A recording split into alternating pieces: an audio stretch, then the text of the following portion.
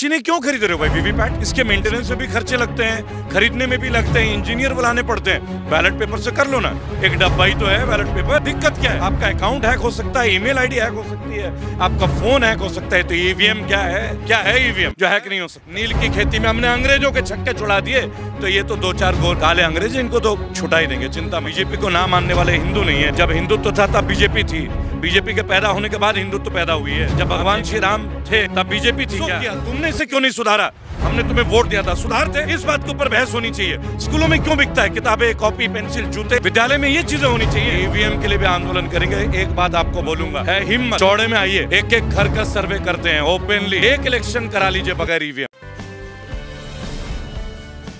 नमस्कार, मैं दानिश अंसार और आप देख रहे हैं पीआरबी। हमारे साथ बातचीत करने के लिए रेबल सदानंद पति हैं। रेबल सदानंद पति वही चेहरे जो हर मुद्दे पे, चाहे मुद्दा कितना भी गंभीर हो, फेसबुक पे लाइव आ जाते हैं। इनकी लाइव को करोड़ों लोग देखते हैं, पसंद करते हैं, शेयर करते हैं। बंगाल चुनाव हो, बिहार चुनाव हो या उत्तर प्रदेश का चुनाव हो, हर जगह मौजूदगी इनकी रहती है। चाहे उत्तराखंड का चुनाव हो, उत्तर प्रदेश का चुनाव निपट गया, रिजल्ट आ गए, नतीजे आ गए।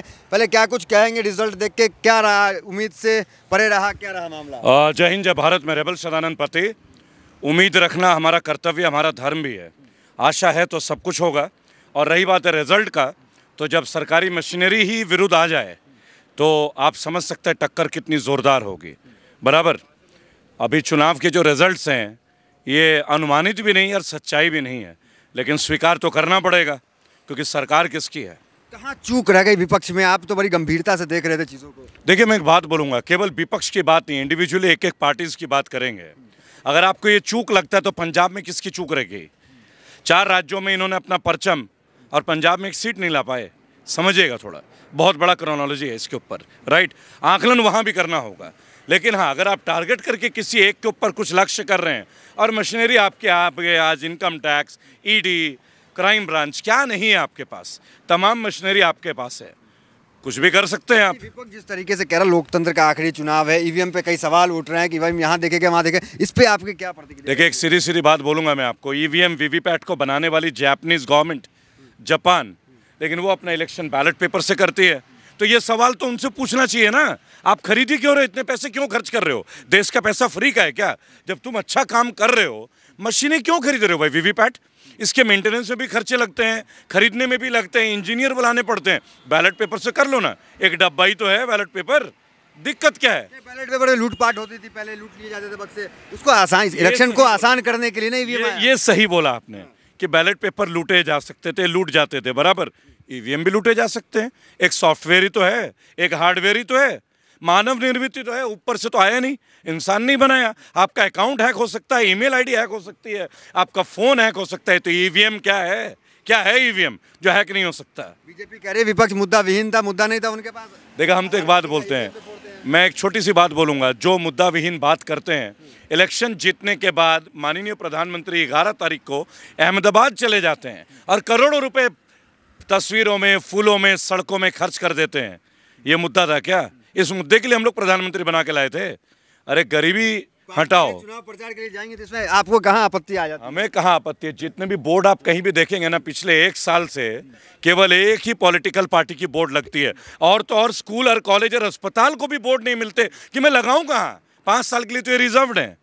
इन्हें इतना चेहरे का शौक है, कोई बेटा अपनी माँ के पैर छूता है तो फोटो खिंचवाता है। आप खिंचवाते हैं जब अम्मी को आप सलाम बोलते हैं अपने, मैं फोटो खिंचवाता हूँ। समझ रहे हैं बात को? इस शौक है भाई, तो खींच मेरी फोटो, तो पब्लिसिटी खींच मेरी फोटो ही तो है, और है क्या? बेबाक बोलते हैं, यूपी में भी रहते हैं। देखिए, मेरी बात सुनिए, यूपी और बंगाल किसी के बाप की बपौती नहीं है।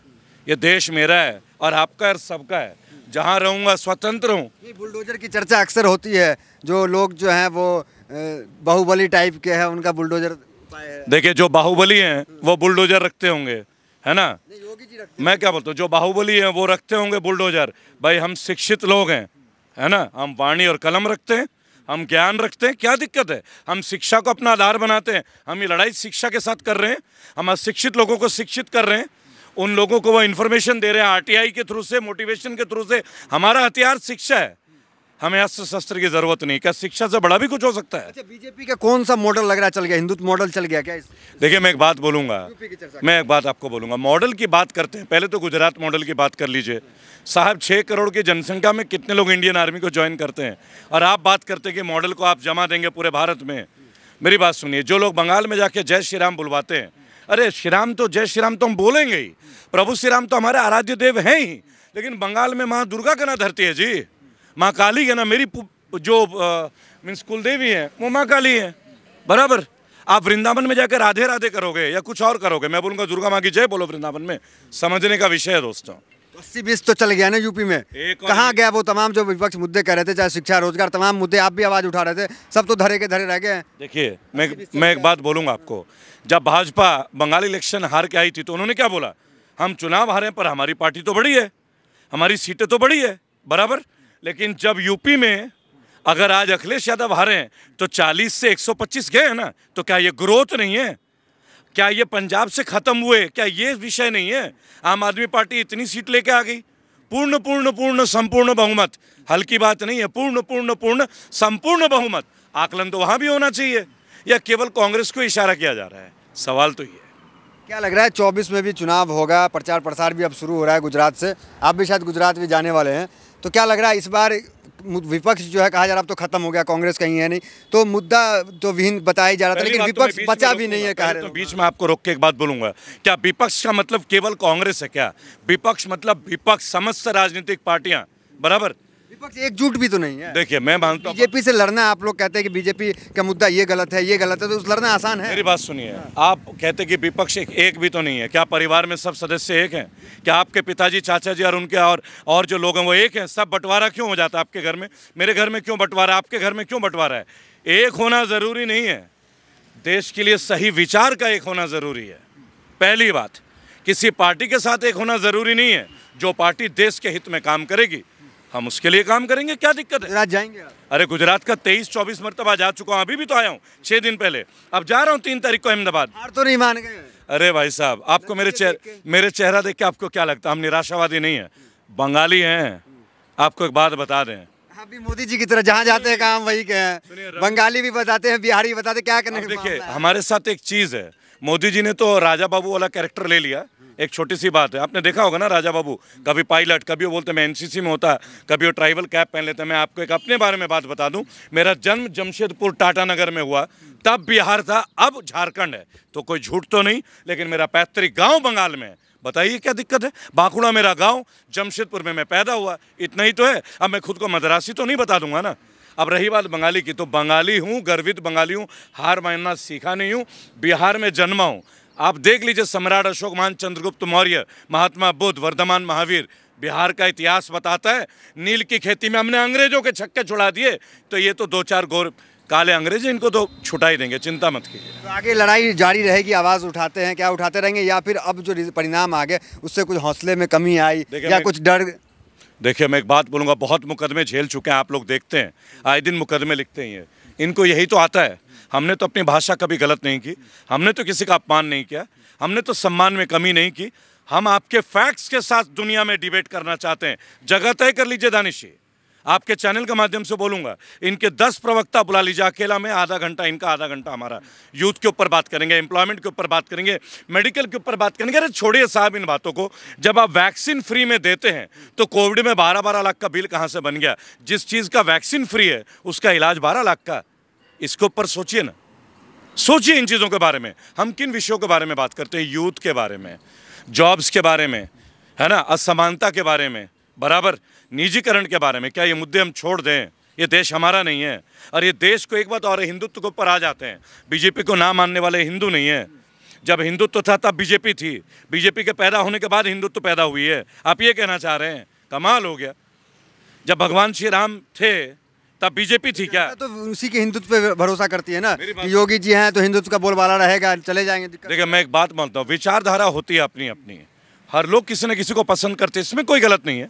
जो योगी को पसंद करते हैं, योगी जी को, अच्छी बात है। मैंने भी तो मोदी जी को वोट दिया था, जीवन का पहला वोट दिया है, तो मेरे से ज़्यादा भला कौन समझेगा? मैं अपने वोट का देना बागी क्यों हो गया भाई? प्रयास भाई, बागी तो हम हैं, बैड गवर्नेंस का अगेंस्ट। आप युवाओं को सड़क पे छोड़ोगे तो बागी हैं। आप शिक्षा में, जहां स्कूल में किताबें बिकती हैं, स्कूल का काम विद्या, आप सोचिए विद्या का क्या स्तर रह गया भारत में। स्कूलों में किताबें बिक रही हैं, जूते बिक रहे हैं, क्या विद्यालय में किताब बेची जाती है? इसके लिए दुकान होता है। ये प्रश्न करना गलत है। क्या योगी जी ने एक बार भी प्रश्न उठाया कि प्राइवेट स्कूलों में किताबें और जूते क्यों बेची जाती है स्कूल में? अरे अन्य लोगों ने जो किया सो किया, तुमने इसे क्यों नहीं सुधारा?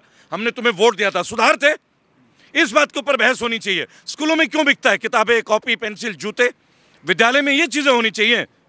समझिए, दुकानदारी खत्म कर दिया आप लोगों ने, लोगों का व्यवसाय खत्म कर दिया। ऐसी लंबी लिस्ट है दानिश जी, शुरू होंगे तो खत्म नहीं होगा। शपथ लेने वाले हैं, क्या लग रहा है अब कुछ होगा, रोजगार वगैरह की उम्मीद लग रहा है? देखिए, हम तो एक बात बोलते हैं, आने वाले चंद दिनों के अंदर हम लोग यूपी के जितने युवा हैं जो लास्ट ईयर ग्रेजुएट हुए, युवा तो बीजेपी को ला रहे हैं, वही लोग तो ला रहे हैं। मैं आपको एक बात बताऊं, मशीन भी तो ला रहा है। तो क्या बार बार आप मशीन में सवाल करते हैं, तो क्या रेबल सदानंद पति ईवीएम को लेकर कुछ आंदोलन करेंगे, विरोध करेंगे? आंदोलन के लिए जाने जाते हैं? एक चैलेंज है ओपनली, हमने आंदोलन ही किया, एसएससी जीडी के लिए किया, अन्य चीजों के लिए किया, ईवीएम के लिए भी आंदोलन करेंगे। एक बात आपको बोलूंगा, है हिम्मत, चौड़े में आइए, एक एक घर का सर्वे करते हैं ओपनली, एक इलेक्शन करा लीजिए बगैर ईवीएम के, एक इलेक्शन। यूपी की बात कर रहे हैं? अरे हम कह रहे हैं पूरे भारतवर्ष में, गुजरात कर लीजिए ना, 30 साल से आपका राज, ओपन चैलेंज है।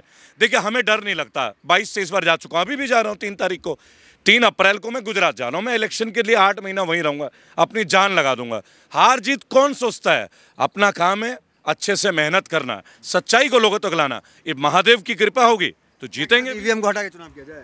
एक बार आपके माध्यम से बोलूंगा, करके देख लीजिए, गुजरात तो आपका है, डरना किस बात का है? तो ये रेबल सदानंद पति हैं, बागी तेवर है और बेबाक अंदाज भी है। इसी अंदाज के लिए जाने जाते हैं और लगातार अपनी आवाज़ को सोशल मीडिया के माध्यम से रखते हैं। और अभी जो है गुजरात भी जाने वाले हैं और इनका कहना है कि एक बार जो है ईवीएम को हटा करके चुनाव करा लिया जाए, नतीजे समझ में आ जाएंगे क्या कुछ होगा। तो फिलहाल वीडियो में इतना ही, मिलता है अगली वीडियोज़, बने रहे हमारे साथ। बहुत बहुत धन्यवाद।